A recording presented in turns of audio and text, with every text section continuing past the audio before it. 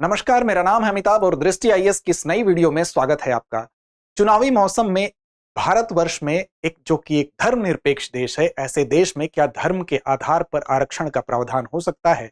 इस चुनावी मौसम में धर्म के आधार पर आरक्षण की बात जोर शोर से चल रही है। शेड्यूल कास्ट के अंतर्गत क्या आरक्षण कुछ धर्मों तक सीमित होना धार्मिक आरक्षण के बराबर है?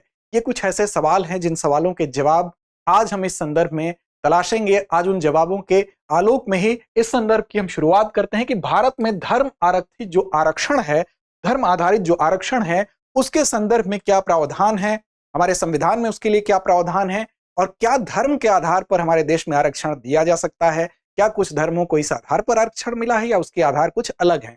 तो इसी प्रक्रम को, इस पूरी घटना को समझेंगे। सबसे पहले खबर की बात करेंगे, क्या कहता है भारतीय संविधान, उस प्रावधान को समझेंगे। साथ ही राज्यों द्वारा इसके विषय में क्या पहल की गई, अलग अलग राज्यों में इसके लिए क्या व्यवस्थाएं हुई, उसको देखने की कोशिश करेंगे। कुछ न्यायिक चुनौतियां और केंद्रीय पहल भी हुए इस दिशा में, उसको भी समझेंगे। अंत में एक प्रश्न होगा जिसकी जिम्मेदारी आपकी होगी कि कमेंट बॉक्स में इसका उत्तर देके आप अपनी जिम्मेदारी का निर्वहन करें। जीएस पेपर 2 के लिहाज से भारतीय शासन संविधान के खंड से भी इसको जोड़ के देख सकते हैं और सामाजिक न्याय खंड से भी जोड़ के इस संदर्भ को आप देख सकते हैं।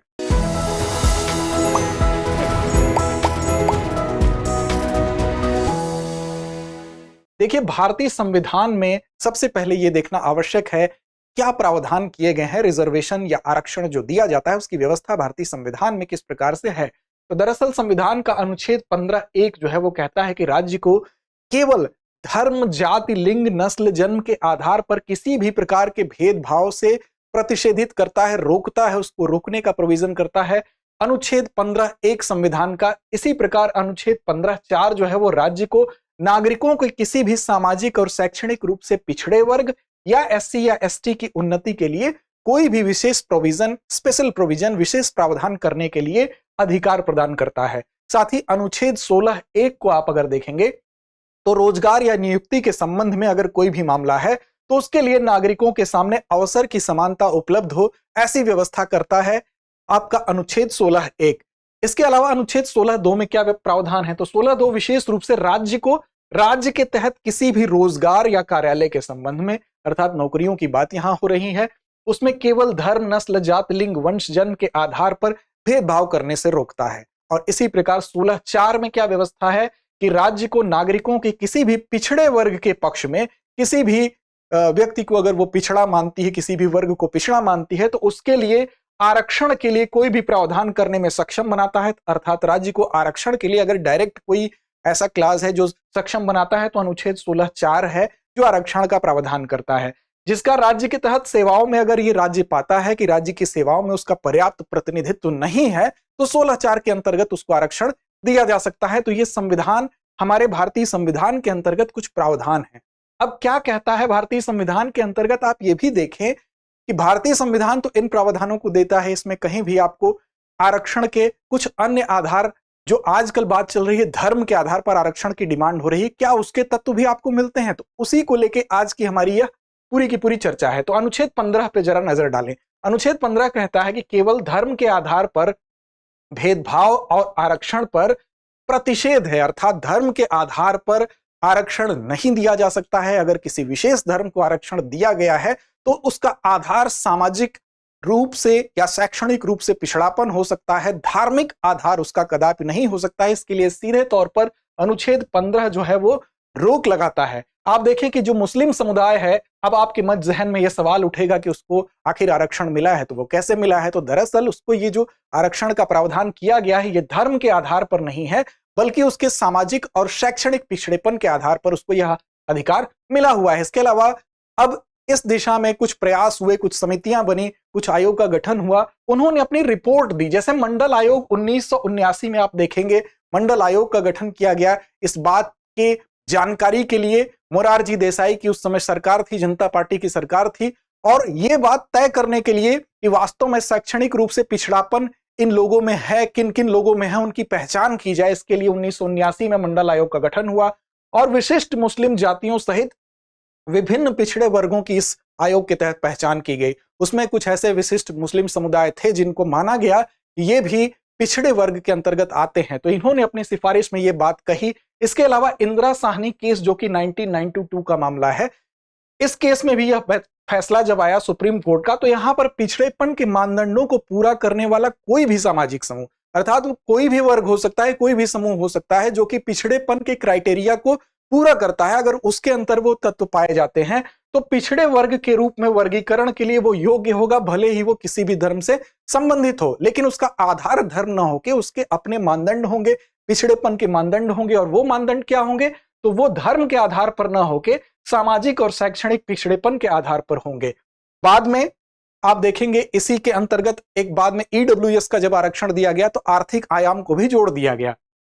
अब इसमें देखिए विभिन्न राज्यों के द्वारा कुछ कुछ पहलें की गई, विभिन्न राज्य अपने अपने स्टेट में कुछ प्रोविजन करने का प्रयास किए, खास करके जो मुस्लिम आरक्षण है उसको लेकर, जहां पर खासकर मुस्लिम आबादी ज्यादा थी। केरल में आप देखें 22% रिजर्वेशन की बात यहां पर केरल में आप देखिए 1952 में ओबीसी को दिया गया था, उसमें ओबीसी में इनको शामिल कर लिया गया था मुसलमानों को।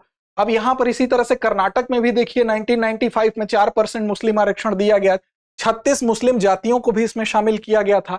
इसी प्रकार तमिलनाडु में भी प्रयास 2007 में हुआ, उसमें 30% जो ओबीसी को आरक्षण मिलता है उसमें 3.5% मुसलमानों की एक उपश्रेणी थी, उस उपश्रेणी को आरक्षण देने का प्रोविजन किया गया।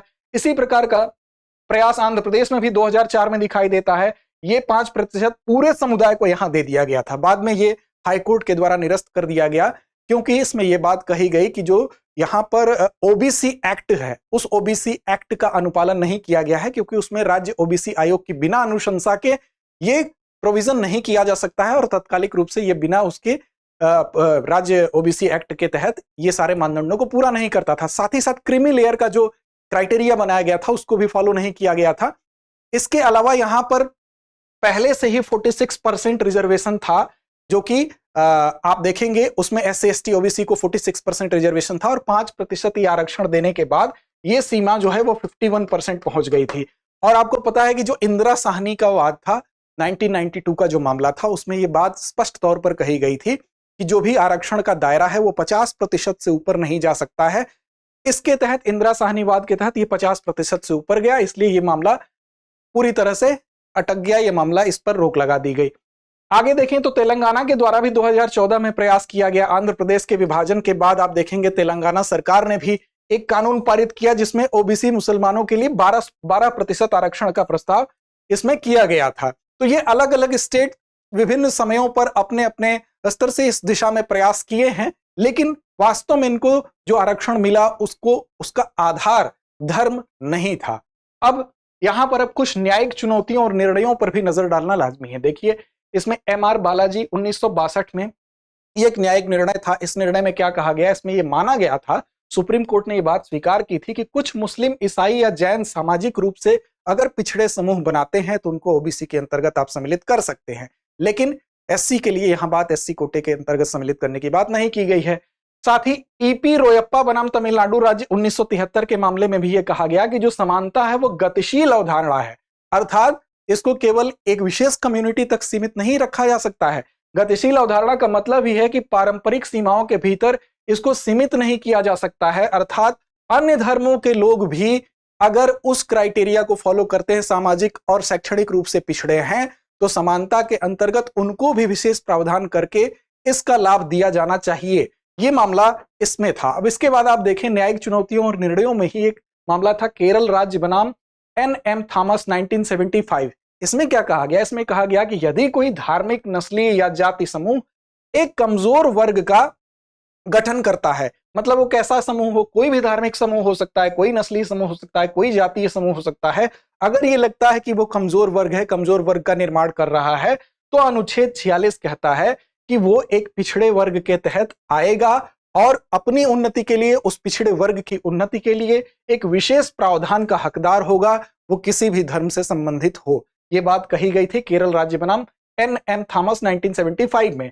इंदिरा साहनी 1992 में क्या कहा? सुप्रीम कोर्ट ने कहा कि कोई भी सामाजिक समूह समान मानदंडों के तहत पिछड़ा वर्ग पाया जाता है तो पिछड़ा वर्ग के रूप में माने जाने का वो हकदार होगा, चाहे वो किसी भी वर्ग, किसी भी धर्म से संबंधित हो। तो ये कुछ न्यायिक निर्णय भी हैं जिन पर गौर करने की बात है।